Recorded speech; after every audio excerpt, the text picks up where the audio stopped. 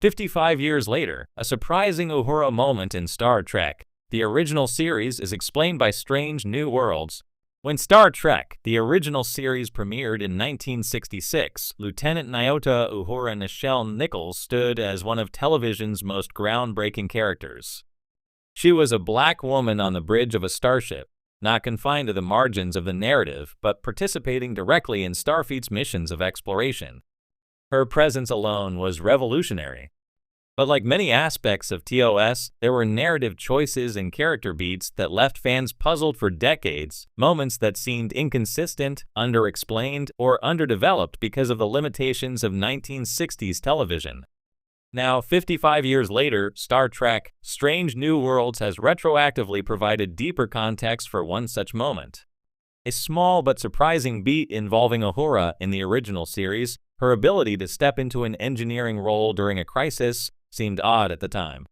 After all, Uhura was communications officer, not an engineer or helmsman.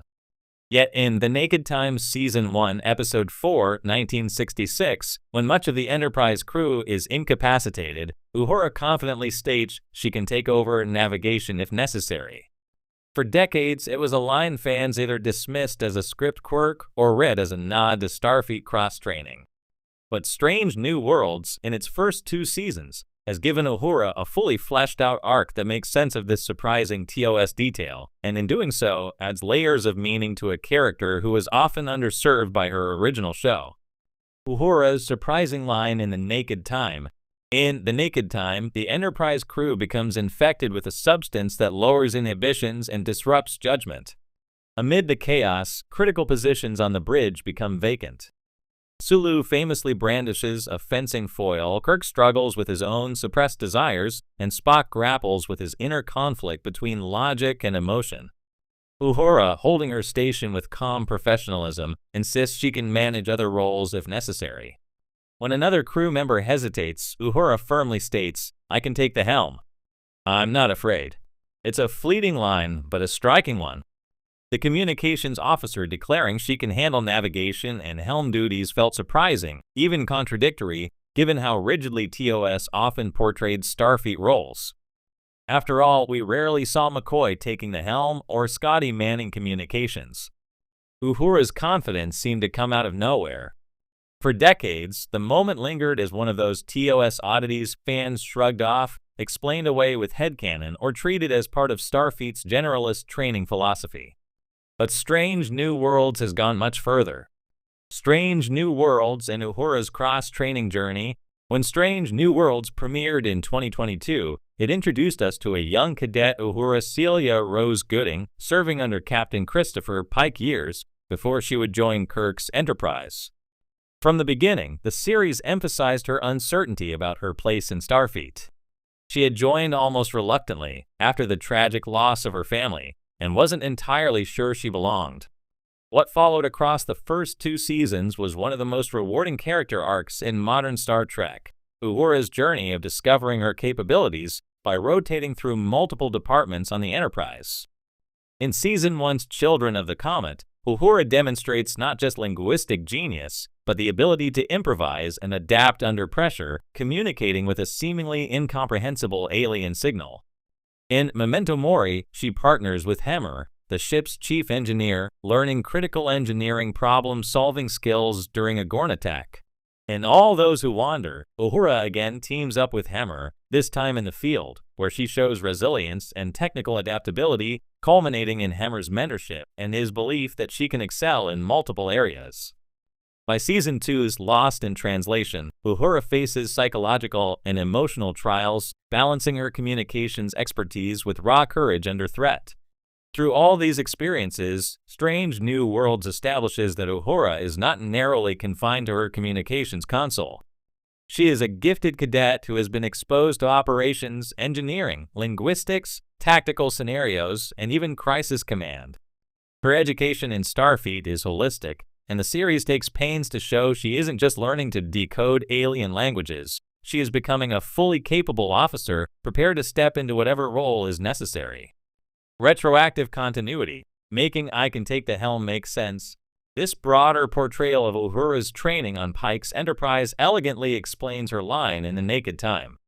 When Nichelle Nichols delivered that moment in 1966, it was most likely a combination of a scriptwriter trying to give Uhura authority in a crisis and Gene Roddenberry's general ethos that Starfleet officers were versatile. But it always stuck out because the series rarely gave Uhura the chance to show those skills in action. Now, with Strange New Worlds, that one line becomes not just plausible, but perfectly fitting. Of course, Uhura could take the helm. She had years of cross-training experience under Pike. Of course, she wasn't afraid. She had faced down Gorn, alien artifacts, and the crushing weight of loss, only to emerge more resilient. That moment in the Naked Time wasn't a fluke. It was the culmination of training we, as modern fans, have finally been allowed to witness. Uhura as Starfleet's ideal officer, there's a deeper resonance here too. Uhura's adaptability mirrors one of Starfleet's central ideals. Officers are explorers first, specialists second. Strange New Worlds has emphasized that Starfleet cadets are expected to learn a little bit of everything before settling into their primary department. Uhura's arc demonstrates that philosophy better than almost any other character. Her linguistic brilliance may be her defining trait, but her exposure to engineering, tactical operations, and crisis leadership illustrates why she is such a vital presence on the bridge. When TOS Uhura says she can take the helm, it's no longer just bravado, it's grounded in real training and lived experience. Healing an old wound, Uhura is underused in TOS. For Nichelle Nichols, Uhura was a role both empowering and frustrating. Empowering, because she broke barriers as one of the first black women on American television in a non-stereotypical professional role. Frustrating, because despite her potential, Uhura was often relegated to the background, her dialogue limited to "hailing frequencies open." Nichols famously considered leaving the show until Martin Luther King Jr. persuaded her of Uhura's importance as a role model. What Strange New Worlds has done, consciously or not, is heal that wound. By showing Uhura as a cadet with depth, trauma, growth, and versatility, the series honors what Nichols pioneered while giving modern audiences the character development she deserved all along. It makes the "I can take the helm" moment resonate more powerfully. Now, it feels like a declaration not only of her courage, but also of her hard-earned competence. The broader pattern of Strange New Worlds explaining TOS. This isn't the first time Strange New Worlds has recontextualized surprising beats from TOS. The series has already offered a deeper look at Spock's engagement to T'Pring, explaining the strained dynamic scene in Amok Time, an exploration of Nurse Chapel's unspoken love for Spock, giving emotional context to her understated feelings in TOS. A richer sense of Captain Pike's fate, which loomed as a tragic backstory in The Menagerie, but now feels like a heroic choice. In each case, Strange New Worlds doesn't overwrite TOS but enriches it, filling in gaps left by 1960s storytelling